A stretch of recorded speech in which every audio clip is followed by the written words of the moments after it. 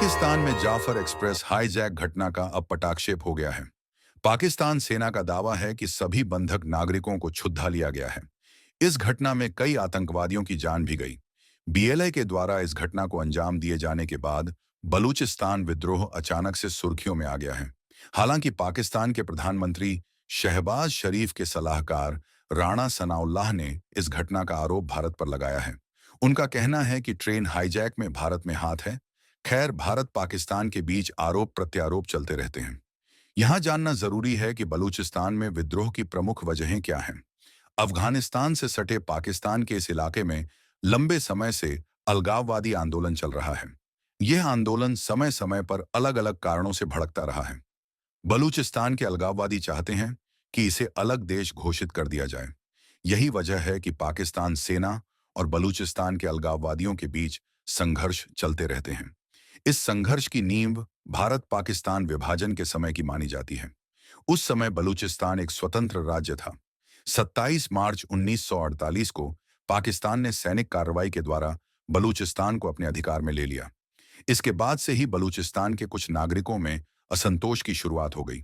स्थानीय बलूच नेता इस थोपे हुए को विलय को स्वीकार नहीं कर पाए। इसके साथ ही विद्रोह की पहली लहर शुरू हो गई। पहला बलूच विद्रोह 1948 में मीर अहमद यार खान के समय में शुरू हुआ था। इस पर तुरंत काबू पा लिया गया। फिर लगातार 1948 से 1959, 1973 से 77 में बलूच विद्रोह हुए, जिसे पाकिस्तान की सेना ने हर बार सख्ती से दबा दिया। 2000 के आसपास बलूच विद्रोह और भी तेज हो गया। इस बार विद्रोहियों की मांग थी कि बलूचिस्तान के प्राकृतिक संसाधनों पर स्थानीय नागरिकों का अधिकार हो। यह विद्रोह इलाके में पाकिस्तानी सेना की लगातार उपस्थिति के खिलाफ भी था।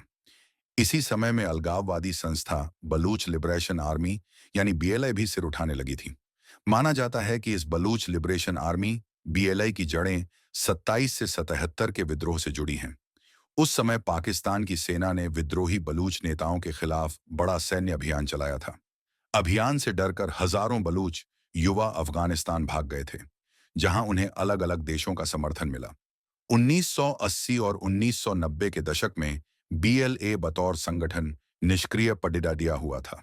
2000 के बाद इसमें जान फूंकी गई।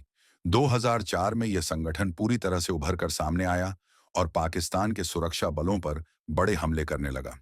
बीएलए ने अपने पहले हमले 2004 में बलूचिस्तान के गश्तरी इलाके में किए, जिसमें उन्होंने पाकिस्तानी सेना की चौकियों को निशाना बनाया।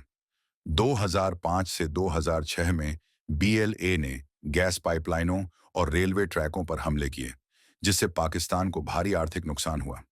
2006 में बलूच नेता नवाब अकबर बुगटी की हत्या के बाद बीएलए की गतिविधियों में और तेजी आई।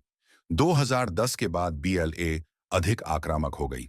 इसने पाकिस्तानी सेना, चीनी नागरिकों और सरकारी दफ्तरों को सीधे निशाना बनाना शुरू कर दिया।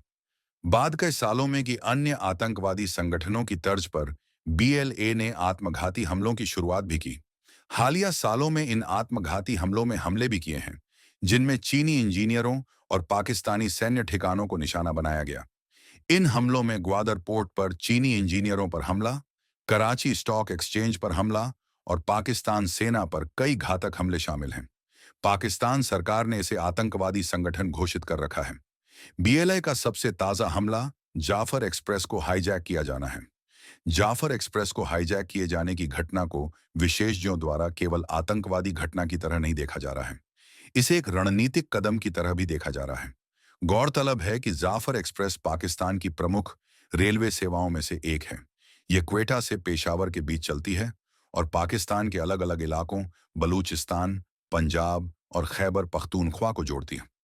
यही वजह है कि इस पर हमला करना सिर्फ एक आतंकी कार्रवाई नहीं, बल्कि एक बड़ा रणनीतिक संदेश होता है।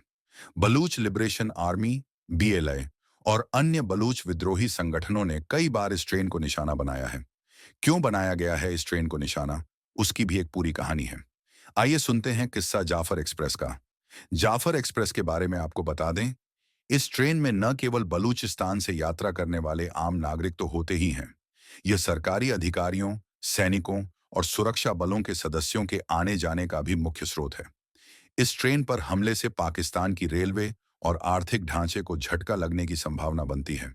इससे बलूचिस्तान और अन्य प्रांतों के बीच होने वाला ट्रेड, सप्लाई और कम्युनिकेशन प्रभावित होता है। साथ ही बीएलए और अन्य विद्रोही गुट इस ट्रेन पर हमले को पाकिस्तान की दमनकारी नीतियों के खिलाफ विरोध का प्रतीक मानते हैं। माना जा रहा है कि जाफर एक्सप्रेस पर यह ताज़ा हमला भी इसी विरोध का प्रतीक था। आइए जानते हैं आज़ादी के अलावा और किन वजहों से बीएलए जैसी संस्था पाकिस्तान सरकार के खिलाफ है। इसके कई कारण बताए जाते हैं, जैसे कि बलूच जनता को पाकिस्तान की सत्ता में उचित प्रतिनिधित्व नहीं मिला, इसे राजनीतिक उत्पीड़न करार दिया गया। बलूचिस्तान पाकिस्तान के सबसे समृद्ध इलाकों में से है, लेकिन कई स्थानीय नागरिक और विद्रोही शिकायत करते हैं कि इलाके की समृद्धि का उन्हें कोई लाभ नहीं मिला। बलूचिस्तान में मौजूद गैस और खनिज जैसे प्राकृतिक संसाधनों पर बलूचों का कोई अधिकार नहीं।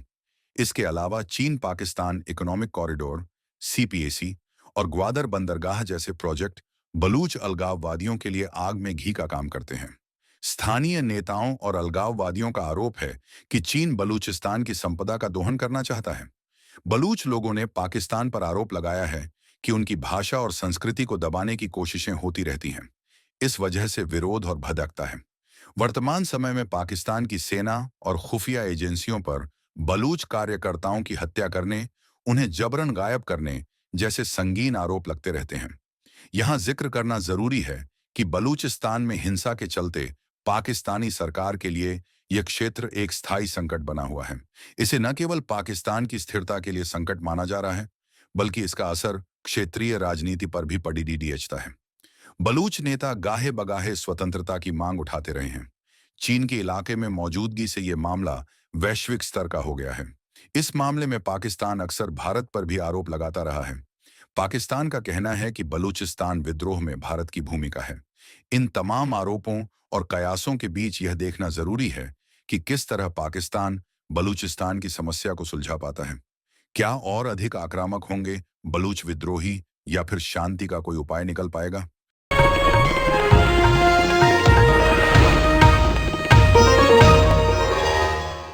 Copyright disclaimer under Section 107 of the Copyright Act 1976. Allowance is made for fair use for purposes such as criticism, comment, news reporting, scholarship, and research. Fair use is a use permitted by copyright statute that might otherwise be infringing.